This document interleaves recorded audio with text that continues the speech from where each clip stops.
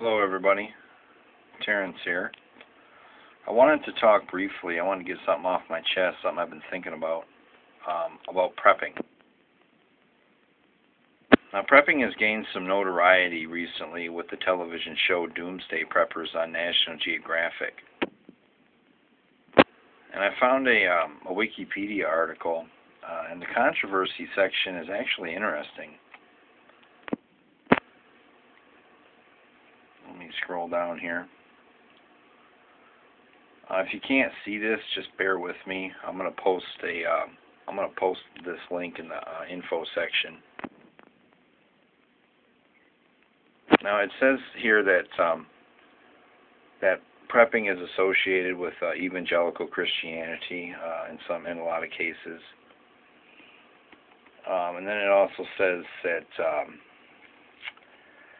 preppers gained some unwanted attention after the Sandy Hook shooting. I'm not sure why that would be. In pop culture, prepping or survivalism is associated with paramilitary organizations. Apparently, preppers are fanatical firearm owners, or they're fanatical about weapons, or whatever. It says that some of them are right-wing. In the New York Times, this guy writing for the Times, Neil Genslinger, I don't know how to pronounce the name, he wrote a scathing review of prepping. He says it's ridiculous, it's racist in some instances.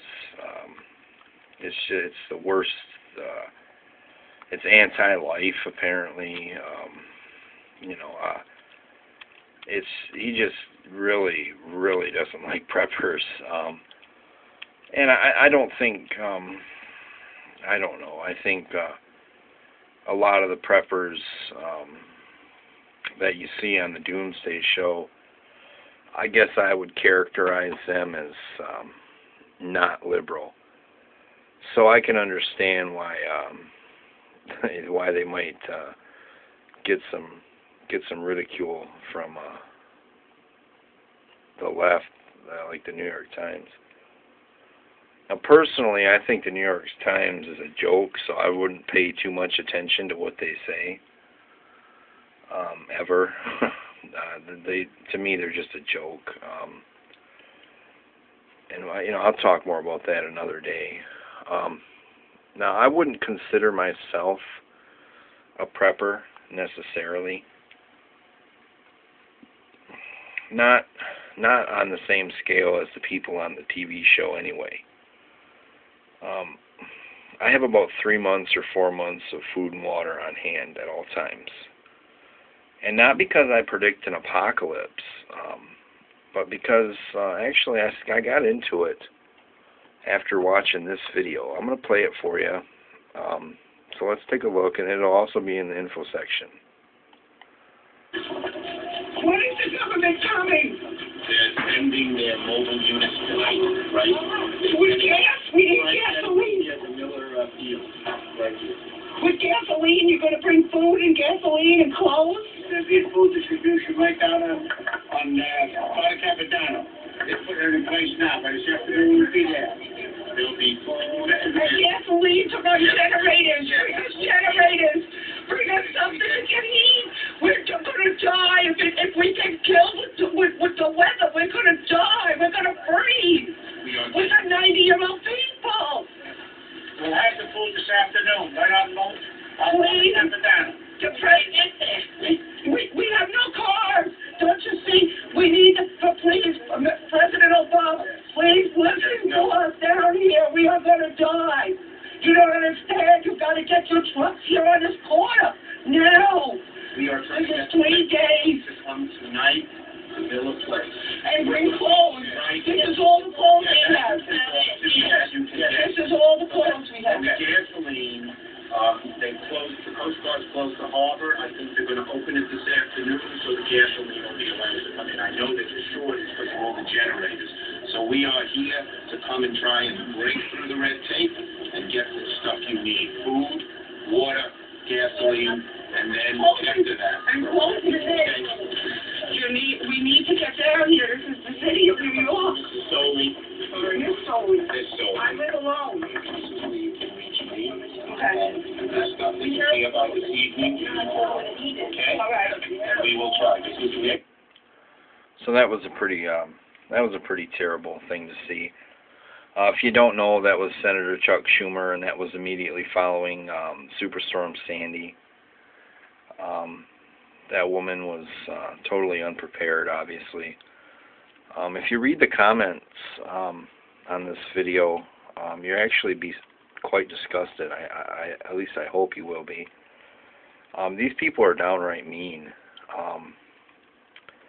You know, they're calling her stupid, they're laughing at her, stupid old hag, you know, mocking her for voting for Obama, even though that's not confirmed. I don't know how they would know that.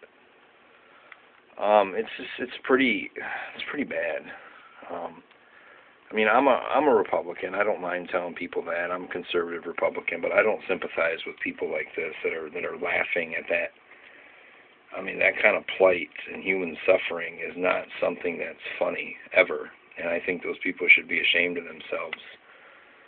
And I think you should be ashamed of yourself, too, if you were chuckling during that video, because it's not funny. It's terrible. And it's not something that should, you know, people like that, while they're unprepared, yeah, and they should have been prepared, but they shouldn't be made fun of. And, you know, if you're going to make fun of people like that, then you're going to have to make fun of 93% of the American public, because according to Cody Lundeen, only 7% of American people are prepared for disaster. So, that's why I got into it. Now, do I think some people on that Doomsday Preppers show go too far? Sure I do. I think when you allow prepping to consume your life and to deplete your bank account, I think that's when it becomes a pathology. But I don't think being prepared is a bad thing necessarily. It's never a bad thing, really. Because if Superstorm Sandy, Hurricane Katrina, and the Fukushima disaster in Japan, you know, 3 Mile Island, I mean, there's a whole list. If all those things prove anything at all, it's that prepping is not stupid. It saves lives, and you don't have to stand on street corners and beg a senator for your survival. So it's not stupid. So I wouldn't listen to anything the New York Times says or anything a lot of these on the left, a lot of these left-wingers say. It's just ridiculous. I mean, prepping is not strictly a right-wing thing. I'm sure, is there a lot on the right that do it? Sure, but I wouldn't characterize Cody Lundeen as a right-wing Republican. So I don't know where they get this idea that prepping or survivalism is a right-wing. Is a right-wing thing. It's not. Now bushcraft, that's bushcraft. I think a lot of people try and equate that with survivalism or prepping, and it's not. I mean, I do bushcraft for fun, not because I predict an apocalypse. I do it for fun, because it is fun. And I think if you have bushcraft skills, I think that's your trump card. When shit does hit the fan, if it does. Because if you know how to secure food, water, shelter, stay warm, if you have those skills, then you're going to be better off in a disaster scenario than someone who doesn't have those skills. So while bushcraft skills are helpful in a disaster scenario, especially if you don't have prepping material on hand, I think just having those skills, I think it's going to help you out if a disaster strikes. But I don't think that bushcraft has anything to do with prepping specifically. And I think people who insinuate that are simply ignorant. So I just wanted to talk about that briefly. I'm going to include a link in the info section to all these web pages and videos that I used, so you'll be able to see it for yourself.